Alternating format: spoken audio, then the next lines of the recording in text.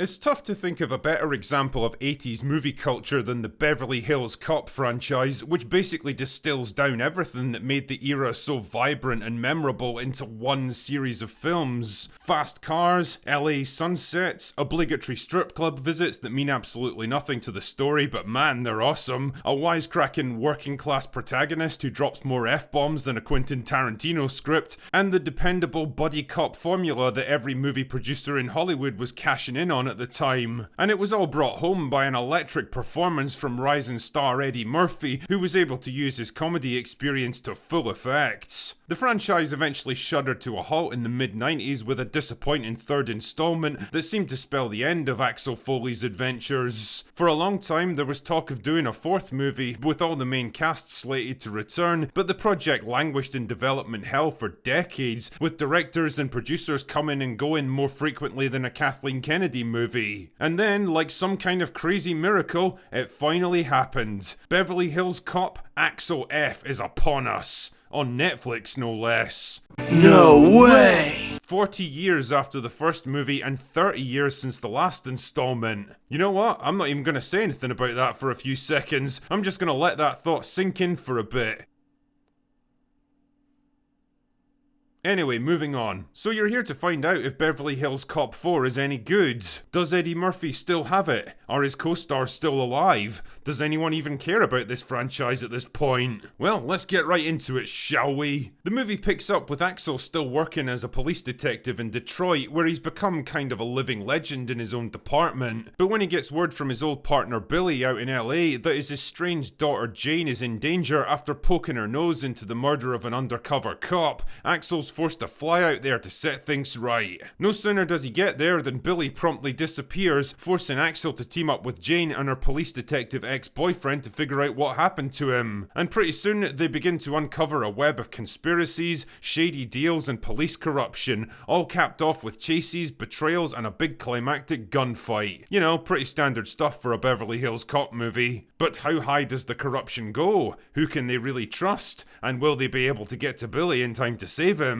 You don't need me to tell you that resurrecting classic 80s franchise in the modern era is a pretty dangerous business at the best of times, because let's be honest, the sensibilities and culture that defined the 80s is like a salad bar to a fat positivity activist these days. But what's surprising about Axel F is how little it tries to pander to modern audiences. In fact, the opening scene gleefully mocks the overly sensitive, easily offended culture of people today, and I think you can see that as a statement of intent for the rest of the film. Like, this is what people expect from movies today, but that's dumb and lame and we're not doing that, thank you very much. God damn, I miss Jerry Bruckheimer movies. It's funny and irreverent and doesn't take itself too seriously, which is exactly what you want from a Beverly Hills Cop movie. And Eddie Murphy is definitely having fun playing his most iconic role again. He's older now, and while he doesn't have the same energy and fire that he did all those years ago, he's still got more than enough charm and charisma to make it work. And I suppose this is as good a time as any to talk about the age thing. I mean, given the enormous amount of time that's passed since the last movie, and the fact that most of the main cast are now old enough to get free bus passes, one of the big questions that I had going into this film was, how are they going to deal with all this stuff? Well, in Axel's case, the answer is, they don't. Much like Tom Cruise in Top Gun Maverick, there's a few passing references to the fact that he's getting older now and is carrying a little more baggage than before, but for the most part the movie's content to just let him do what he does best, which in this case is to be a wisecracking, fast-talking bullshit artist who can bluff his way in or out of almost any situation, and mostly relies on violence as a last resort.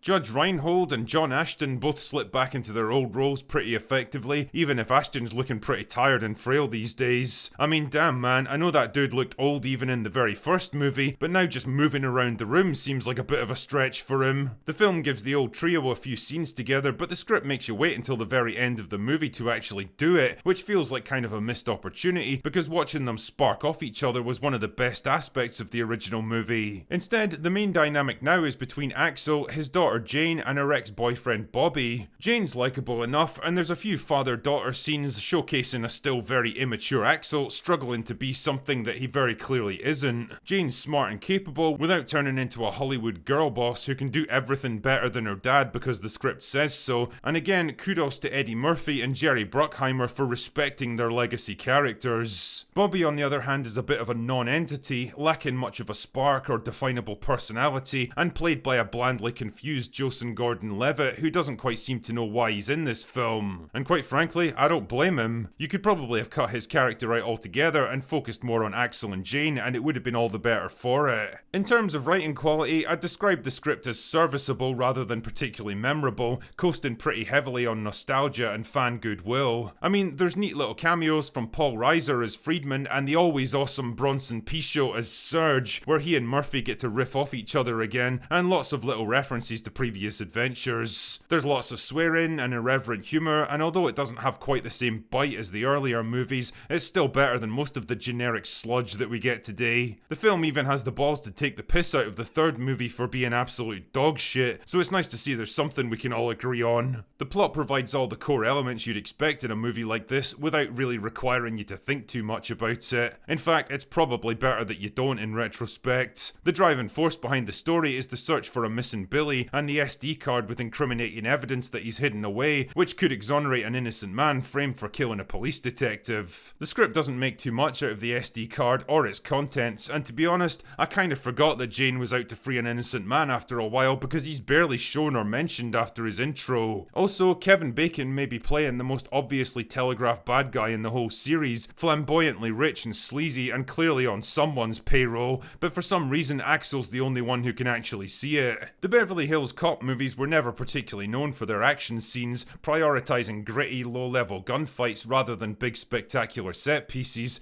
and for the most part Axel F stays true to that formula. There's an early chase scene that felt kind of sluggish and forced and over the top, and had me worried that the rest of the movie was going to be like this, but generally the film delivers some decent action that won't exactly blow you away, but they'll keep you entertained in the moment. Ultimately, I'd classify Axel F as a middling entry in the series, better than 3 but lacking the energy and grittiness of 1. It's not the sort of film that'll stick with you after you've watched it, and I can't exactly say it was worth waiting 30 years for, but if you're after a fun little throwback to a popular series that's probably better than it has any right to be considering its nightmarish production, then I think Axel F is probably worth a couple of hours of your time.